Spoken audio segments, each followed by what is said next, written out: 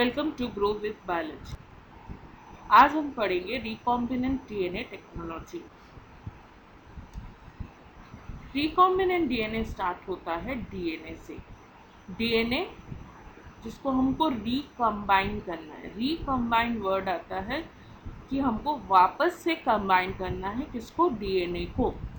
अब जब डीएनए को कंबाइन करना है या रिकम्बाइन करना है तो हमारे पास दो अलग अलग सोर्स से हमको डीएनए लेना है। तो ये डीएनए कहाँ से आएगा? डीएनए आएगा सेल्स से, जो अलग अलग वैरायटी के सेल्स हैं या अलग अलग जगह से सेल्स लेते हैं और उसके बाद उस सेल्स से हम डीएनए आइसोलेट करते हैं। अब इस सेल्स में दो तरह का सेल्स होगा। एक सेल जहाँ से हमको जीन ऑफ इंटरेस्ट मिलेगा, मतलब हम उस डीएनए को निकालेंगे जिसके लिए हमको पूरा मैकेनिज्म परफॉर्म करना है। और दूसरा एक सेल होगा जिससे हमको चाहिए वेक्टर। वेक्टर नॉर्मली हम आइसोलेट करते हैं प्लाज्मा। अब जो हमारा जीन ऑफ इंटरेस्ट है, उस जीन ऑफ इंटरेस्ट को हमको वेक्टर में ऐड करवाना है, तब जाके जो रिजल्टेंट बनेगा उसको हम बोलेंगे रिकम्बाइंड डीएनए।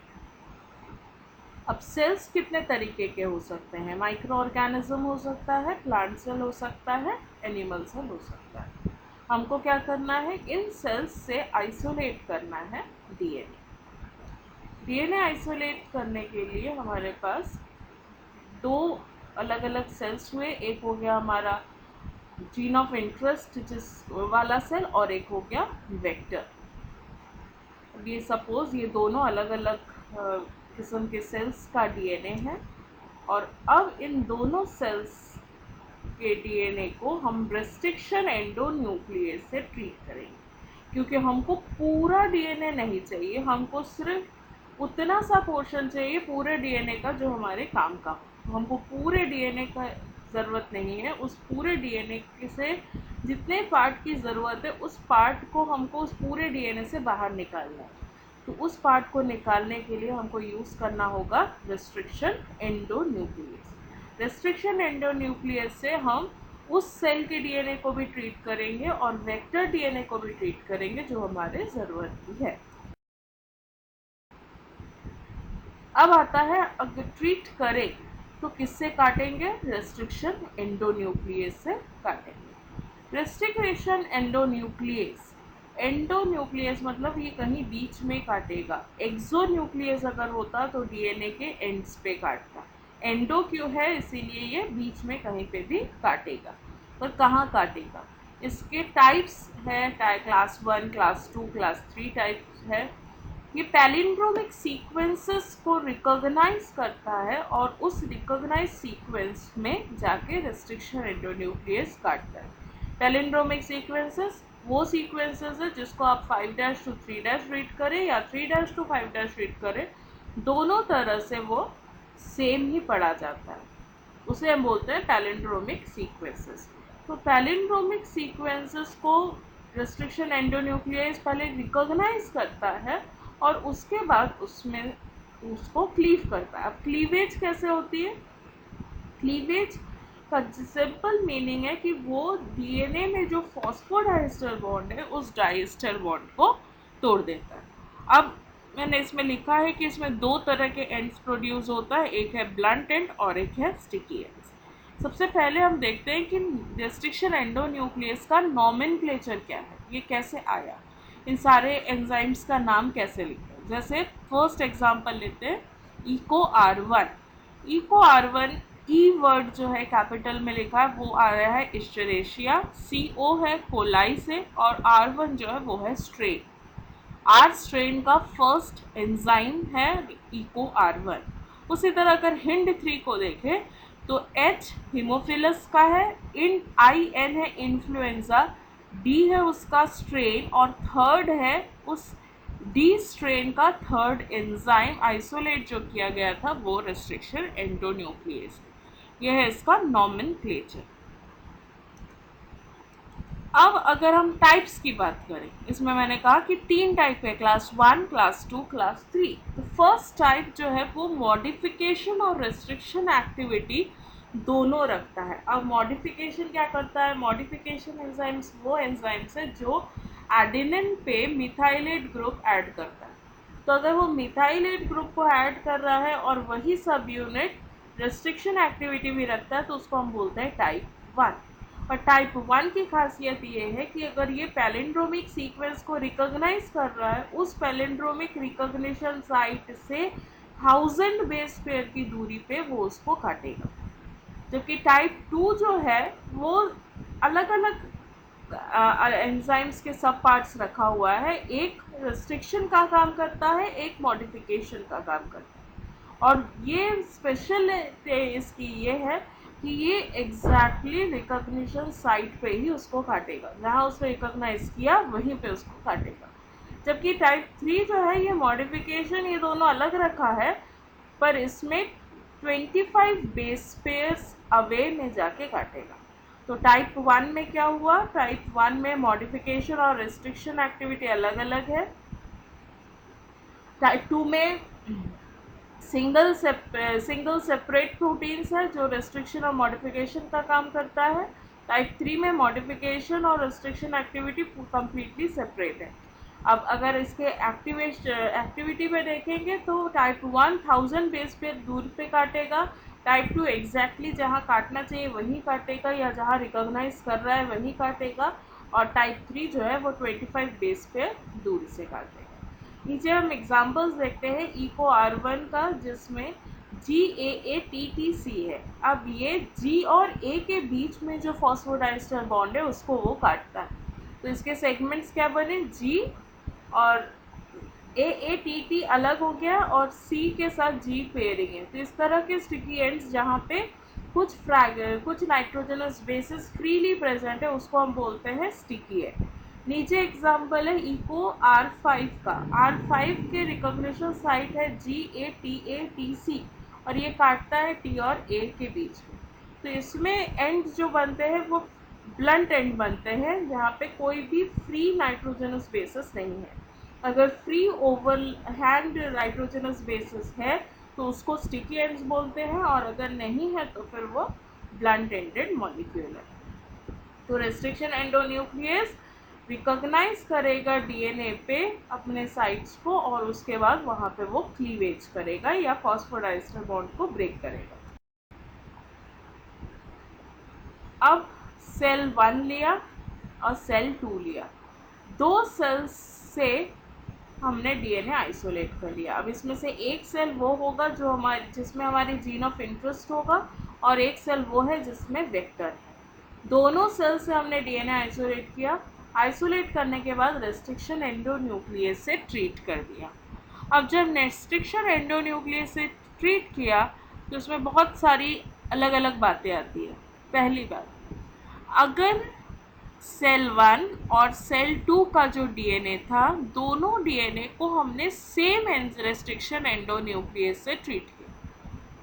अगर मान लीजिए इको R1 से सेल 1 को भी ट्रीट किया और सेल 2 को भी ट्रीट किया, तो सेल 1 में भी स्टिकी एंडेड बना और सेल 2 में भी बना, क्योंकि दोनों रेस्ट्रिक्शन एंजाइम सेम थे तो उन दोनों में कंपैटिबिलिटी होने के कारण दोनों में बाइंडिंग हो सकती है। या दोनों को इको R5 से किया तो दोनों में ब्लंट एंडेड बन गया तो वो दोनों वापस से जुड़ सकते हैं, पहला केस। अब दूसरा केस, सेल 1 में इको R1 का साइट नहीं है, उसमें इको R5 का है, और सेल 2 में इको R1 का है, R5 का नहीं है। दोनों में अब रेस्ट्रिक्शन एंडोन्यूक्लियस अलग अलग यूज़ करना होगा दोनों को काटने के लिए। अब जब हम दोनों को अलग अलग काट लेते हैं, अलग अलग रेस्ट्रिक्शन एंजाइम को यूज़ करते हैं, तो पॉसिबिलिटीज़ क्या है कि सेल 1 में ब्लंट एंडेड बन सकता है और सेल 2 में स्टिकी एंडेड एंड बने, या सेल 1 में स्टिकी एंडेड बने या सेल 2 में ब्लंट एंडेड बने। सेल 1 सेल 2 दोनों में स्टिकी एंडेड बना पर दोनों कंपैटिबल नहीं है, क्योंकि अगर दोनों अलग अलग रेस्ट्रिक्शन एंजाइम से यूज़ किए हैं तो फिर दोनों का जो ओवरहैंड फ्रैगमेंट है या नाइट्रोजनस बेस जो फ्री था वो कभी भी कंपैटिबल नहीं हो, तो वो आपस में नहीं जुड़ सकते। तो ये सारे केसेस से प्रॉब्लम क्या आई कि सेल 1 और सेल 2 से जो हमने डीएनए लिया वो अब डीएनए आपस में जुड़ नहीं रहे। तो अब नेक्स्ट स्टेप आता है जहाँ पे हमको इस एंड्स को मॉडिफाई करना है। तो आपका टॉपिक आता है मॉडिफिकेशन ऑफ कट एंड्स, जिसके एक अलग से वीडियो है, आप उसको देख सकते हैं। इसमें यूज़ क्या करते हैं, लिंकर, एडाप्टर, होमोपॉलीमर, टेलिंग और ट्रिमिंग। ये 4 मेथड में से किसी भी मेथड को आप यूज़ करके सेल 1 और सेल 2 के जो आइसोलेटेड डीएनए थे उसको हम कंपैटिबल बना लिए। अब जब डीएनए कंपैटिबल हो गया तो डीएनए रिकम्बाइन हो गया। हम यहाँ तक पहुँच गए थे कि हमारे पास दो अलग अलग सेल्स थे, उन दोनों अलग अलग सेल्स से हमने दोनों डीएनए आइसोलेट किए और रेस्ट्रिक्शन एंडोन्यूक्लियस से ट्रीट करके अब हमने दोनों डीएनए को ले लिया। अब डीएनए अगर कंपैटिबल नहीं था तो हमने कंपैटिबल बना लिया, ये फर्स्ट मेथड। सेकेंड टेक्निक था कि हमारा सेल जो हमारा जीन ऑफ इंटरेस्ट है, अगर उससे हम cDNA सिंथेसिस से भी या आरटीएस मेथड, जिसको आर्टिफिशियल जीन सिंथेसिस मेथड भी बोलते हैं, इन मेथड से भी हम डीएनए को आइसोलेट कर सकते हैं। कौन सा डीएनए, जीन ऑफ इंटरेस्ट का डीएनए। अब ये सब होने के बाद हमारे पास रेस्ट्रिक्शन एंडोन्यूक्लियस ट्रीटेड दो वैरायटी ऑफ डीएनए है, एक है हमारा जीन ऑफ इंटरेस्ट और एक है हमारा वेक्टर। अब जीन ऑफ इंटरेस्ट एक सेल से हमने आइसोलेट किया और एक कंपैटिबल वेक्टर बना लिया। अब इसमें हमारे पास आप ध्यान रखें कि ये सारे प्रोसीजर्स जो है ये प्रैक्टिकली पॉसिबल है। हम थियोरेटिकली पढ़ रहे हैं स्टेप्स, पर आप प्रैक्टिकली इमेजिन करें तो हमारे पास सेल्स जो होते हैं वो एज बैक्टीरियल सेल्स अगर है तो हमारे पास टेस्ट ट्यूब में ब्रॉथ में बैक्टीरियल सेल्स हो सकते हैं। उसी तरह से बैक्टीरियल सेल्स से हम डीएनए आइसोलेट भी कर सकते हैं और बैक्टीरियल सेल्स से हम वेक्टर यानी प्लाज्मिड आइसोलेट कर सकते हैं। तो हमारे पास एक सॉल्यूशन होगा जिसको हम डीएनए सॉल्यूशन बोलेंगे और एक हमारे पास सॉल्यूशन होगा जो हमारे पास प्लाज्मिड सॉल्यूशन होगा। मतलब उस सॉल्यूशन में वो सॉल्यूशन रादर ब्रॉथ होगा या फिर प्रेसिपिटेट करने के प्लाज्मिड आइसोलेट करने के बाद उसको बफर में डिज़ोल्व करके हम यूज़ करते हैं। तो ये दोनों तरह का टेस्ट ट्यूब्स में हमारे पास लिक्विड स्टेट में जीन ऑफ इंटरेस्ट भी होगा और कंपैटिबल प्लाज्मिड वेक्टर भी होगा। अब इन दोनों सॉल्यूशंस में हमने रेस्ट्रिक्शन एंडोन्यूक्लियस डाल दिया ताकि वो दोनों डिग्रेड हो जाए या उसमें दोनों में क्लीवेज हो जाए, और क्लीवेज होने के बाद दोनों को हम मिक्स करेंगे with the help of enzyme ligase. Ligase का काम है फॉस्फोडाइस्टर बॉन्ड को बनाना। जहाँ रेस्ट्रिक्शन एंडोन्यूक्लियस से फॉस्फोडाइस्टर बॉन्ड को ब्रेक कर दिया था, उसी तरह लाइगेज अब क्या करेगा, फॉस्फोडाइस्टर बॉन्ड को बनाएगा। लेफ्ट साइड में जो डीएनए है उसमें अगर इस तरह के कलर का मॉलिक्यूल्स है और वेक्टर जो है वो राइट साइड में है। लाइगेज अगर प्रेजेंट है तो उसकी टेंडेंसी है फॉस्फोडाइस्टर बॉन्ड को बनाए, और हमारे लिए एक्सपेक्टेड रिजल्ट है कि एक वेक्टर का मॉलिक्यूल एक जीन ऑफ इंटरेस्ट के मॉलिक्यूल से बाइंड हो जाए। पर जब लाइगेज को हम इसमें डालते हैं तो उस सॉल्यूशन के अंदर 3 वैरायटी के प्रोडक्ट बनते हैं। एक है जहाँ पे जीन ऑफ इंटरेस्ट वाला जो डीएनए है वो डीएनए खुद सेल्फ लाइगेटेड है। सेकेंड पॉसिबिलिटी है कि जो प्लाज्मिड है वो खुद सेल्फ लाइगेट हो गया। और थर्ड पॉसिबिलिटी आती है जहाँ पे वेक्टर और जीन ऑफ इंटरेस्ट, मतलब प्लाज्मिड और जीन ऑफ इंटरेस्ट, वो लाइगेट हुआ। तो जब हम रिकॉम्बिनेंट बनाना चाहते हैं तो हमारा एक्सपेक्टेशन है कि vector should ligate with the gene of interest. Vector plasmid के साथ, वेक्टर जो कि प्लाज्मिड फॉर्म में हम बात कर रहे हैं उसके साथ हमारा जीन ऑफ इंटरेस्ट ऐड हो जाए, जो कि 2 कलर के कॉम्बिनेशन में। पर एक्चुअली जब लाइगेज हम डालते हैं उस लिक्विड के अंदर ये 3 वैरायटीज़ के जेनेटिक मटेरियल बन सकते हैं। अब इन तीनों में से हमको एक्सपेक्टेड कौन सा है, 2 कलर का कॉम्बिनेशन जो कि रिकॉम्बिनेंट है, और बाकी जो दोनों है वो रिकॉम्बिनेंट नहीं है। अब इन में से रिकॉम्बिनेंट को ही हम ट्रांसफॉर्मेशन करके किसी भी सेल के अंदर डाल सकते हैं। जिस भी सेल के अंदर हम डाल रहे हैं वो या ऐड करवा रहे हैं तो उस सेल्स में इस जीन ऑफ इंटरेस्ट की प्रॉपर्टी शो होना स्टार्ट कर रहे हैं। अब नेक्स्ट प्रेजेंटेशंस में हम पढ़ेंगे कि ये इस तरह के जो 3 कॉम्बिनेशंस के सेल बन गए इन सेल्स में से हम स्क्रीन आउट कैसे करेंगे कि इन तीनों वैरायटी ऑफ डीएनए में से कौन सा एग्जैक्टली वो डीएनए है जो कि रिकॉम्बिनेंट है। तो next topic will be screening of the recombinant DNA. ये कहाँ तक हम पढ़े हैं कि जहाँ पे ये रिकॉम्बिनेंट या रिकॉम्बिनेंट बनता कैसे है, जहाँ पे हम लाइगेज यूज़ करेंगे और इन दोनों को कंबाइन कर देंगे। Thank you.